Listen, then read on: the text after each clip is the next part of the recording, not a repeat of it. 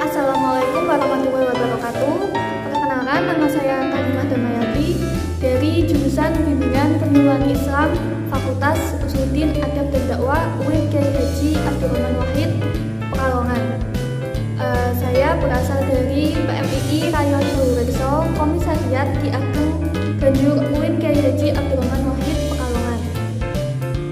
Dalam video ini saya akan memaparkan dan menjelaskan beberapa materi yang ada dalam kegiatan Sekolah Islam Gender yang diadakan oleh Kopri PMII Ki Ageng Ganjur UIN Kyai Haji Abdurrahman Wahid pada tanggal 27 sampai 29 Januari 2023.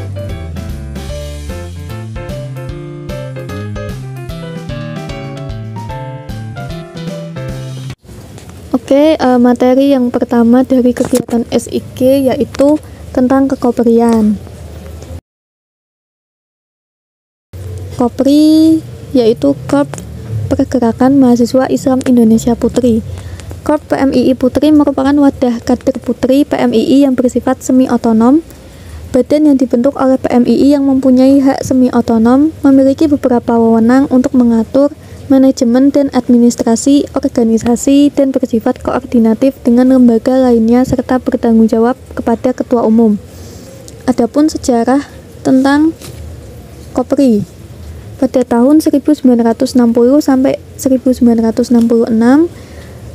itu pada tahun tersebut belum terbentuk nama Kopri, melainkan divisi keputrian yang di dalamnya lebih menekankan kepada pelatihan seperti menjahit dan memasak. Kemudian pada tanggal 16 Februari 1966 itu ada training kekoprian tentang panca-norma Kopri dan BSO atau Badan Semi Otonom. Lalu tanggal 25 November 1967 itu baru mulai terbentuk nama Kopri. Dan tahun 2000 Kopri sempat dibubarkan karena tidak bisa membuat laporan pertanggungjawaban dan mengadakan suatu kegiatan. Kemudian pada tahun 2003 atau tanggal 29 September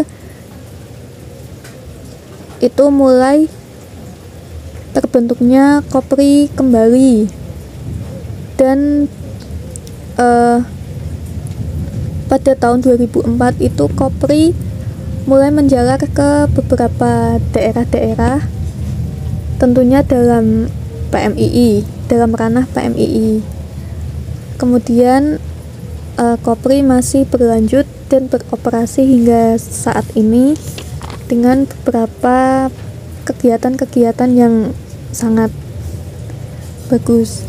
Nah, lalu fungsi Kopri di dalam PMII itu apa?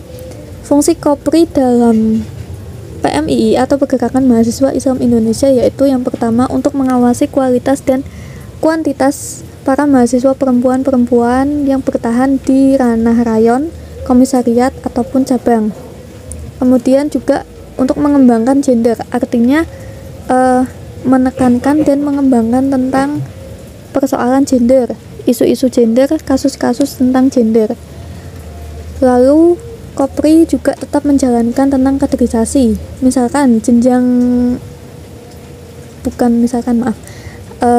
kaderisasi seperti adanya kegiatan SIG Sekolah Islam Gender, lalu meningkat lagi SKK Sekolah Kader Kopri dan meningkat lagi SKKN atau Sekolah Kader Kopri Nasional. Lalu materi yang kedua yaitu tentang citra diri kader Kopri. Sebelum memasuki tentang citra diri kader Kopri, kita perlu untuk mengetahui tentang arti dari citra sendiri. Citra itu dapat diartikan sebagai gambaran, branding, identitas, ciri khas, penilaian, ataupun pandangan. Nah, citra diri itu bisa terbangun maupun dibangun. Artinya kalau terbangun berarti misalkan kita menyadari passion kita dalam suatu bidang tertentu, dan itu kan berarti sudah ada di diri kita dan kita untuk lebih mengembangkan passion itu dan lebih mendalami. Sedangkan arti dari dibangun itu sendiri ketika kita minat ataupun tertarik dalam bidang lain. Misalkan kita tertarik dengan bidang literasi, artinya kita perlu membangun untuk mendalami tentang bidang literasi, tentang bidang kepenulisan. Nah, kemudian citra diri kader PMII. Citra diri kader PMII itu artinya pandangan atau gambaran kader yang berproses di PMII. Artinya membangun suatu gambaran ataupun identitas ciri khas kader yang berproses di dalam PMII, entah itu di misalkan dalam bidang biro agama, dalam bidang kepenulisan ataupun yang lainnya. Kemudian ataupun ketika seseorang sudah memiliki passion yang sudah terbangun, itu nantinya mendalami wadah yang ada di dalam PMII terkait bidang yang dimilikinya. Nah, itu menjadi suatu ciri khas ataupun identitas bagi kader PMII. Kemudian di dalam citra diri kader PMII ini juga ada nilai kader Kopri atau NKK, biasa disingkat dengan sebutan NKK. Nah, di dalam NKK ini yang pertama ada modernisasi, kemudian yang kedua ada mitra sejajar atau khalifah, yang ketiga ada wanita ideal, dan yang keempat itu ada watak Kopri. Nah, watak Kopri sendiri itu bisa bisa politik maupun sosial. Selanjutnya materi yang ketiga yaitu tentang konsep dasar Islam. Konsep berarti rancangan, tatanan, dan kerangka. Sedangkan dasar berarti hal yang mendasar atau pokok. Agama berasal dari kata Sanskerta yaitu A berarti tidak, gama, dan gama berarti rusak. Artinya agama memiliki arti tidak rusak. Kemudian dalam kerangka agama itu terdiri dari akidah, keyakinan, akhlak dan etika, ritual dan syariat. Lalu tentang agama juga bersangkutan dengan manusia. Adapun kebutuhan manusia terhadap agama yaitu yang pertama kebutuhan akal, yang kedua adanya fitrah manusia, yang ketiga adanya kebutuhan terhadap kesehatan jiwa dan kekuatan spiritualitas, keempat adanya kebutuhan terhadap kode etik, dan yang kelima sebagai sumber dan ajaran kebaikan dan etika. Nah, dalam Indonesia sendiri kan ada beberapa macam agama. Mayoritas kebanyakan dalam negara Indonesia itu beragama Muslim atau beragama Islam. Nah, ngomong-ngomong tentang Islam, makna Islam. Al-Islam itu secara terminologi berarti tunduk. Kata ini merupakan dari kata salasa, lalu dari kata aslama yang berarti terbebas dari wabah atau cela baik secara lahir maupun secara batin. Kata Islam berasal dari salima yang artinya selamat. Dari kata itu terbentuk aslama yang artinya menyerahkan diri atau tunduk dan patuh. Nah, terminologi Islam secara bahasa itu Islam artinya makna-makna Islam secara bahasa yaitu artinya al-istislam atau berserah diri, as-salama suci bersih, as-salam selamat dan sejahtera, dan as-silmu perdamaian, serta sulam tangga bertahap dan tadarruj. Materi yang selanjutnya yaitu tentang gender dalam perspektif Al-Quran dan hadis. Manusia di muka bumi memiliki fungsi yaitu yang pertama sebagai khalifah atau pemimpin, baik untuk diri sendiri dan juga orang lain. Kemudian Abdullah, sama-sama hamba Allah Subhanahu wa taala di muka bumi. Ketiga primordial, ruh manusia, dan yang keempat potensi atau kemampuan. Adapun tentang zaman-zaman terdahulu mengenai tentang perempuan. Nah, pada zaman Yunani, pada waktu Romawi kuno itu, di zaman tersebut perempuan tidak boleh mendapatkan harta. Kemudian pada zaman terdahulu itu perempuan dijadikan sebagai budak ataupun bayi yang berjenis perempuan akan dibunuh. Ngomong-ngomong soal zaman terdahulu nih, zaman Yunani dan zaman dahulu itu dianggap merugikan perempuan. Dalam lingkup domestik sendiri juga dianggap merugikan perempuan karena di situ dijelaskan bahwa yang memimpin itu harus laki-laki, yang mencari nafkah itu ya laki-laki, dan perempuan ya hanya di rumah saja ataupun sebagai ibu rumah tangga. Dan dalam lingkup domestik itu kan artinya masih menerapkan adanya budaya patriarki di mana laki-laki sebagai penguasa dan itu dianggap merugikan perempuan dan perempuan dianggap lemah. Padahal jika dilihat dari zaman saat ini, di zaman sekarang, banyak perempuan-perempuan yang menjadi aktivis, menjadi pemimpin dan mencari nafkah sendiri seperti wanita karir ataupun lain sebagainya. Nah, soal mengenai tentang mencari nafkah itu harus laki-laki, itu dijelaskan dalam Al-Quran itu berkaitan dengan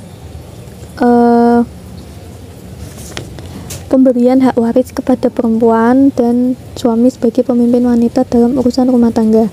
Nah, di pemberian hak waris kepada perempuan ini pada Quran surat An-Nisa ayat 11, dan suami sebagai pemimpin wanita dalam urusan rumah tangga itu Quran surat An-Nisa ayat 14 dan Quran surat Maryam. Lalu Quran surat Al-Hujarat ayat 13 yang menjelaskan tentang kesetaraan gender, artinya kesetaraan antara perempuan dan laki-laki.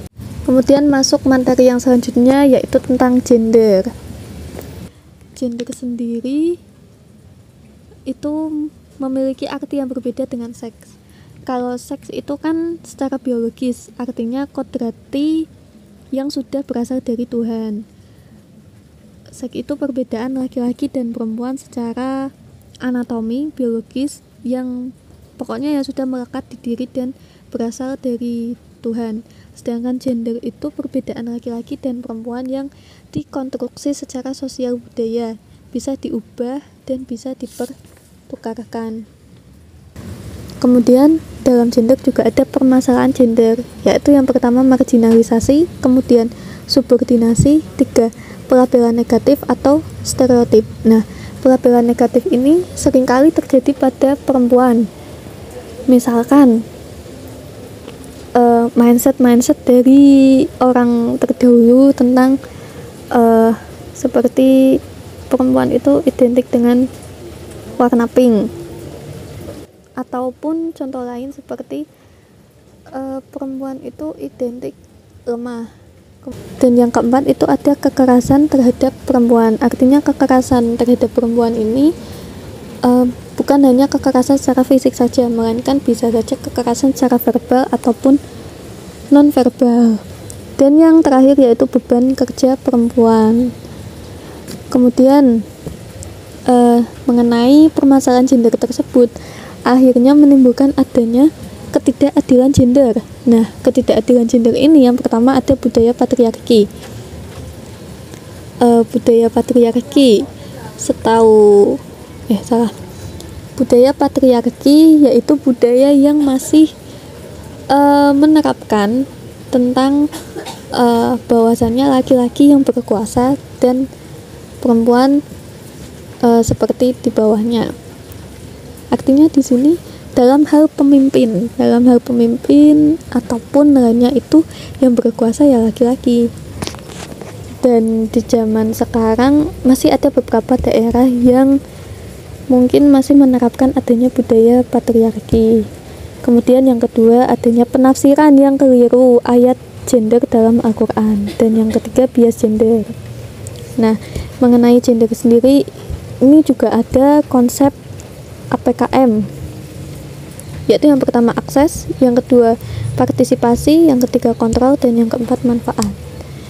Lalu ada juga tentang CEDAW, konvensi perempuan yang melindungi hak-hak perempuan dari diskriminatif, seperti halnya dengan Undang-Undang Nomor 7 Tahun 1994 tentang diskriminatif. Adapun prinsip kesetaraan substantif, yaitu laki-laki dan perempuan memiliki hak yang sama dalam kewarganegaraan dan keluarga, kemudian mempunyai hak yang sama di mata hukum. Lalu prinsip non-diskriminatif, yaitu prinsip kewajiban negara, artinya negara wajib melindungi warganya, melindungi hak-hak laki-laki dan perempuan. Maksudnya dalam hal ini negara wajib menaungi dan melindungi hak-hak suara-suara hak dari laki-laki maupun perempuan. Lalu materi yang keenam yaitu ada fikih perempuan. Ruang lingkup fikih perempuan. Fikih perempuan adalah hukum-hukum amaliyah dalam melaksanakan syariat, misalkan masalah haid, urusan wali nikah bagi perempuan. Nah, dalam fikih perempuan itu juga ada beberapa ayat Al-Quran dari surat Al-Quran tentang fikih tentang perempuan. Dalam surat An-Nisa itu 59 kali adalah perempuan dalam hal gendernya. Kemudian dalam surat Al-Unsa 29 kali perempuan dari jenis kelamin biologisnya. Lalu Al-Mar'ah 24 kali perempuan dewasa. Al-Zaujah 81 kali pasangan istri suami. Al-Um 34 kali yaitu perempuan menjadi ibu. Lalu Al-Bin 19 kali itu artinya anak perempuan. Perempuan merupakan makhluk yang memiliki daya biologis, spiritual, dan intelektual. Artinya daya biologis seperti yang dijelaskan tadi dalam hal gender. Daya biologis itu berarti segala sesuatu yang berasal dari Tuhan yang sudah melekat pada dirinya sendiri, atau bagian tubuh anatomi yang berasal dari Tuhan. Kemudian daya spiritual tentang kejiwaan, misalkan kondisi psikis, kondisi psikologinya, dan kondisi kejiwaan yang harus dipenuhi. Lalu daya intelektual artinya perempuan mampu berpikir secara luas dan memiliki intelektual ataupun pengetahuan yang lebih mendalam dari berbagai misalkan dari sebuah informasi ataupun dari hal lain. Kemudian memasuki materi yang terakhir atau materi yang ketujuh, yaitu tentang hukum Islam Indonesia. Hukum Islam saat ini yaitu salah satu sistem hukum yang dipergunakan di dunia yang pada prakteknya masih banyak disalahpahami oleh dunia barat. Sumber hukum Islam itu berasal dari 4 sumber, yaitu yang pertama ada Al-Quran, yang kedua Sunnah, yang ketiga Ijma', dan yang keempat Qiyas. Hukum Islam dapat dikategorikan menjadi 2 macam, yaitu yang pertama hukum Islam kategori syariah dan hukum Islam kategori fikih. Syariah berarti kebenarannya bersifat mutlak dan otoritatif, sedangkan fikih cenderung bersifat relatif dan liberal. Syariah tidak dapat dipahami dengan baik tanpa melalui fikih atau pemahaman yang memadai dan diformulasikan secara baku. Fikih sebagai hasil usaha memadai sangat dipengaruhi oleh tuntutan ruang dan waktu yang meliputi fikih atau jama' fuqaha yang memformulasikannya. Nah, mengenai tentang hukum Islam di Indonesia ini tentunya ada pun perkembangan hukum Islam yang terjadi di Indonesia. Yang pertama ada perkembangan hukum Islam kerajaan Islam pada abad 17 sampai 18 itu mengalami kejayaan hukum yang hidup dan hukum positif di Nusantara. Kemudian yang kedua, perkembangan hukum Islam di masa penjajahan Belanda pada tahun 1760 sampai 1942 itu mengalami pasang surut. Lalu perkembangan hukum Islam pada masa penjajahan Jepang itu tahun 1942 sampai 1945 itu tidak nampak. Akan tetapi ada perubahan terlihat dari struktur kelembagaan peradilan agama Islam menjadi lembaga yang melayani semua layanan masyarakat. Lalu perkembangan hukum Islam Orde Lama, yakni pada tahun 1945 sampai 1965 itu merupakan awal kekuasaan Soekarno. Hukum Islam menjadi hukum positif dengan piagam Jakarta yang ditandai dengan 7 kata. Lalu perkembangan hukum Islam Orde Baru pada tahun 1968 sampai 1998 atau awal kekuasaan Soeharto pada awal 1970.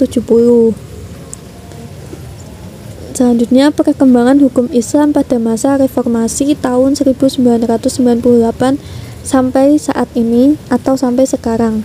perkembangan yang berarti terbukti dengan diundangkannya Undang-Undang Nomor 38 Tahun 1999 tentang zakat dan Undang-Undang Nomor 17 Tahun 1949 Hukum Islam Haji. Itu saja yang bisa saya sampaikan mengenai pemaparan dan review materi yang ada di dalam kegiatan Sekolah Islam Gender. Semoga bermanfaat untuk kalian semua. Saya pamit undur diri. Terima kasih. Wassalamualaikum warahmatullahi wabarakatuh.